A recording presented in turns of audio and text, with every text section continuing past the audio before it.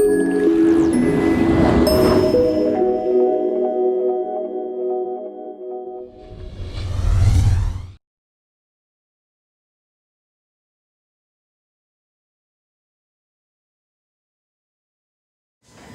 these tough times, when the world economy is struggling with the crisis turmoil, Russia seems to be doing pretty well according to its major economic indicators, which compared to the ones in the most prosperous countries look relatively solid. However, our country is still in a rather weak and unstable condition, despite plenty of attempts to revive the economy and get it back on the rails. Though there is no doubt that all the measures were carefully thought out, our team believes that something was still lacking. The reason that we have this feeling might be that these measures were mostly protective and taken with the aim to sort of freeze the economy at its current state rather than speed it up. However, the economy is a living system, and thus freezing it is not a solution. Having this in mind, we pose the question to ourselves: what else can we do to step up the economic growth?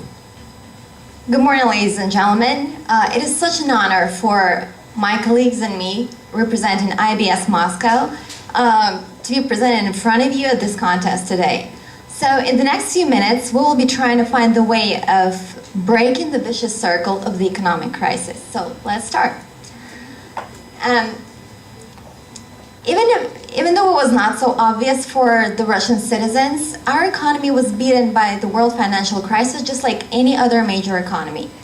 It reached a rather solid GDP growth rate, but then shrunk significantly with the rate plunging to minus 7.9%.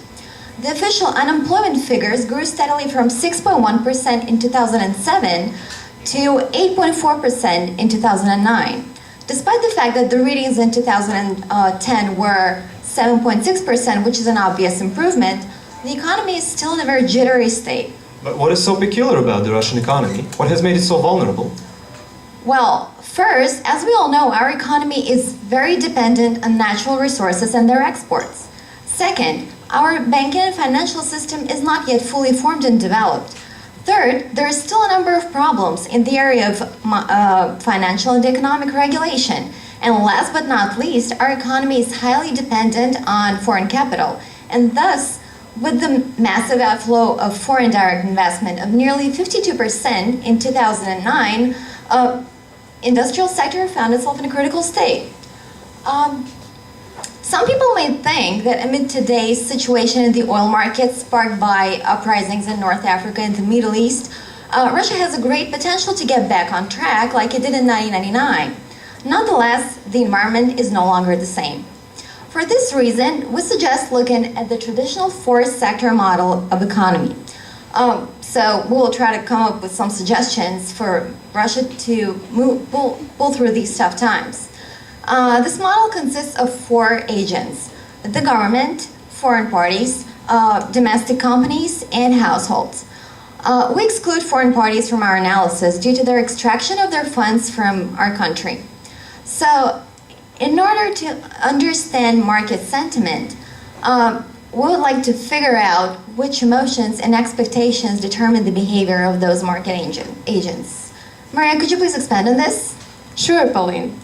According to the results of the poll carried out by the Russian Managers Association to assess the business climate and activity in the country, households and businesses unexpectedly felt worse in January 2011. Recent research conducted by FSOM has provided additional evidence for the surprising deterioration in the confidence and expectations of the majority of the Russians.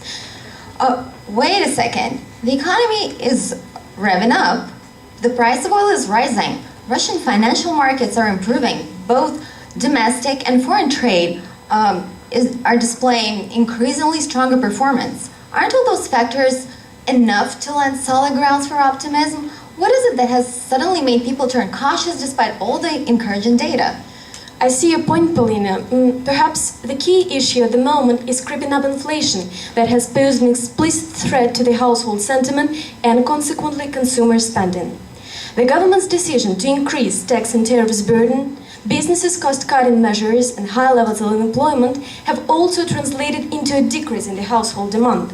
Moreover, since the majority of the Russians are looking upon the crisis as a long-term calamity, they are more likely to continue reducing their expenses and increasing savings. And now that the Russian consumer has been left with less disposable income, it's the business's turn to cry. Apart from the sluggish demand, hotter inflation data does not support the businesses either. The repercussions of the tightening fiscal policy, accompanied by the strengthening ruble, make matters even worse. To cope with surging production costs, businesses need to raise additional finance, but that is unlikely to be realized in the current situation for at least two reasons. Firstly, as we've already discussed, the foreign investors have fled from Russia. Secondly, the loans are not flowing properly from banks into the corporate sector, mostly because they are ridiculously expensive. So, in order to survive, businesses have to continue implementing cost-cutting measures, which results in even more redundancies and salary cuts. Now, taking all the above mentioned into account, we can see that there is a kind of a catch-22 situation in which households and businesses are currently trapped. Artem, is there anything we could do to break the vicious circle? In fact, I think there is. First, let's take a look at a simple visualized layout to determine how the three aforementioned subjects of economy and the interactions between them were affected with anti-crisis measures. Here we've got them: the government, businesses, and people, also known as consumers. For proper illustration, we also need to include banks in this model. Here they are. So first, the government directs a solid flow of financial help towards banks to cover massive defaults on loan payments and to balance their losses on investments overseas. Second, the government sells businesses, both directly and indirectly. The income tax has been lowered from 24 to 20%. Laws applicable to businesses, especially to small-scale enterprises, have been simplified. Additional protectionist measures have also been taken to help ensure the competitive advantage of certain homemade goods over imported ones. Finally, large sums of money have been allocated to banks so that they, in turn, could give cheaper loans to businesses. However, this last connection is questionable because a huge percentage of this money has been consumed on its way by the complex system and under-designed procedures, as noted by most financial experts. So third, the government steps forward to help consumers and to compensate for the negative effect the crisis had on them. The unemployment benefit has been increased. Individuals have been given an opportunity to restructure their loans. Finally, the maximum amount of loan insurance for individual loans has been increased almost twofold. However, it can be clearly seen from any open source containing info on anti-crisis measures that this last cash flow was in fact the smallest and was similarly considered least significant. This scheme represents the freezing approach, which we mentioned in the beginning of our presentation. It does a great deal to keep the system from collapsing, but at the same time, the lack of interaction between the subjects limits internal cash flow. So what's the root of the problem? What's been left out? Well, I would say the consumer. The consumer is the moving force of the market economy. The amount of a particular product a business can sell depends directly on the demand for this product. At times of financial downturns, the demand for most goods, except for the basic consumer goods, is going down. So here, the demand is far from roaring. Oh, I'm sorry to interrupt you, but what would happen to the very same model if the aggregate demand, say, went up?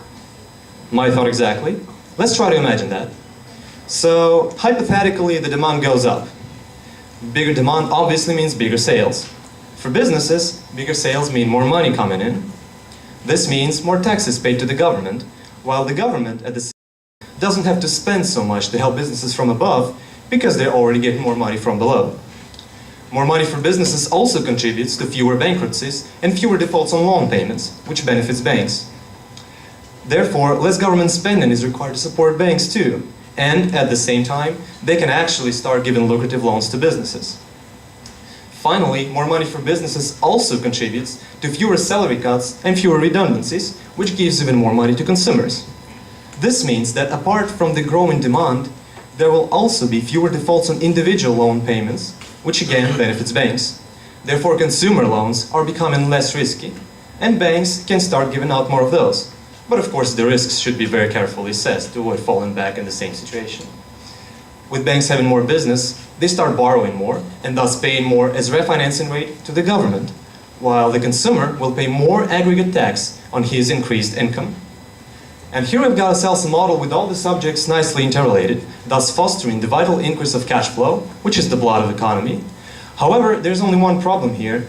There's certainly a piece of the puzzle missing, but I don't really know which one. And I see what you're driving at, because I'm also wondering how this demand can be created. Well, guys, as we all know, demand is a combination of the desire to own something and the ability to pay for it. Can any financial crisis make people want less? We doubt that. So, the problem is lack of disposable income. And here's where the government could step in. To get this whole scheme work, a government should direct a flow of financial help toward consumers. So possible measures are reducing housing and public utility fees, personal income taxes, public transport fees, and artificially keeping the price of basic consumer goods from going up, all with the aim to create additional disposable income and get the whole scheme going. So, our ultimate goal is a happy consumer that spends more, thus reversing the vicious circle. Now, increased earnings result in bigger demand, stronger businesses, and higher job security with stable salaries. This is why we think it is crucial for the government to enable consumer spending in times of crisis. We are now in the era dominated by post-industrial market economies, where the main driving force is the consumer. And since we're all consumers, let us always remember that it is us who are the driving force of the Russian economy. Ladies and gentlemen, thank you very much for your attention. Sincerely yours, IBS-Moscow.